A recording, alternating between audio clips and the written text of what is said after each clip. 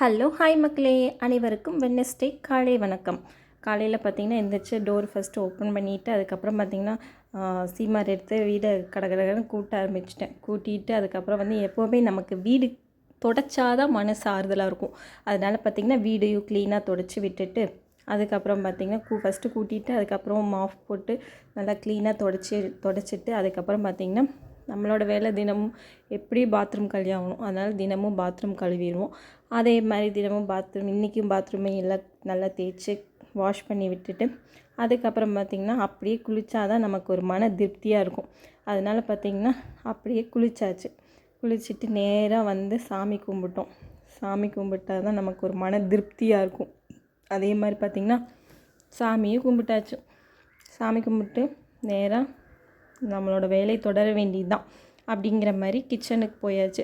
கிச்சனில் போய் மாவு நைட்டே ஆட்டி வச்சுருந்தோம். அப்போ நமக்கு எடுத்து ஈஸியாக டிஃபன் செஞ்சால் போதுமே. அப்போ போய் லைட்டை போட்டுட்டு கிச்சனுக்கு போய் மாவு எடுத்து பார்த்தா மாவு நல்லா பொங்கி அழகாக வந்திருந்தது. அதுக்கப்புறம் பார்த்திங்கன்னா நம்ம இட்லி ஊற்ற ஆரம்பிக்க வேண்டியதுதான். அப்புறம் கொஞ்சோண்டு மாவு எடுத்து தனியாக எடுத்துகிட்டு அதில் கொஞ்சம் உப்பு போட்டுட்டு அதுக்கப்புறம் பார்த்திங்கன்னா இட்லி ஊற்ற ஆரம்பிச்சிட்டேன். இங்கே இட்லி துணிக்கு பதிலாக இந்த எண்ணெய் தேய்ச்சிட்டா இட்லி ரொம்ப ஒட்டாமல் வரும். அதனால கொஞ்சம் எண்ணெயும் தேய்ச்சிட்டு அதுக்கப்புறம் பார்த்திங்கன்னா இட்லி சுட ஆரம்பிச்சிட்டேன். இட்லி சுட்டுட்டு இருக்கும் போதே பருப்பு எடுத்து போட்டு சரி கொஞ்சோண்டு சாம்பார் மாதிரி வச்சிடலான்னு சொல்லிவிட்டு பருப்பு எடுத்து போட்டு வெங்காயமெல்லாம் இதெல்லாம் இது பண்ணி தாளித்து போட்டுட்டு அதுக்கப்புறம் வேக வச்ச பருப்பையும் எடுத்து ஊற்றி நம்மளோட சாம்பார் ரெடி ஆயிடுச்சு. அதுக்கப்புறம் பார்த்திங்கன்னா சாப்பிட வேண்டியது தான். 2 இட்லி எடுத்து போட்டு சாம்பார் எடுத்து ஊற்றினப்போ தான் நான் வந்துச்சு நேற்று நைட்டு களி செஞ்சோம். களியோட பேலன்ஸ் இருந்தது.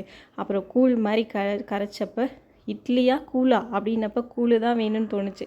அப்புறம் கூழை குடிச்சிட்டு பிள்ளைங்களுக்கு டிஃபன் கொடுத்துட்டு அவங்கள டியூஷன் கிளப்பி டியூஷன் கூட்டிகிட்டு போயிட்டு டோர் ஓப்பன் பண்ணேன். டோர் ஓப்பன் பண்ணதும் இவங்க எனக்காகவே என்ன தவம் செய்தேனோ நீங்கள் கிடைக்க அப்படிங்கிற மாதிரி இவங்க எப்போவுமே எனக்கு பெஸ்ட்டு தான்.